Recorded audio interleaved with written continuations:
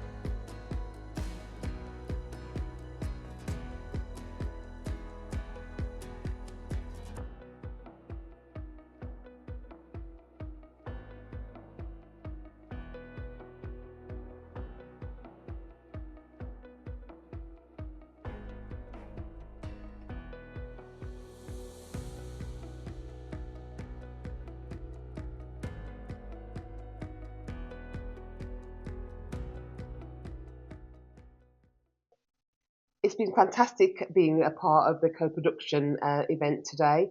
It's been really useful sharing our experiences as carers and also giving a voice to the carers within the event. It's been fantastic working with Sandwell Council in co-production for carers and learning from lived experiences to help new carers coming through the system.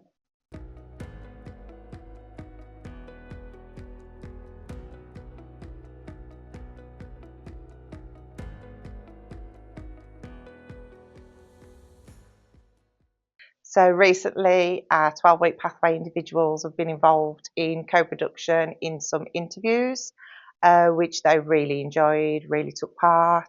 It made them feel empowered, might give them a voice on how our services will look in the future.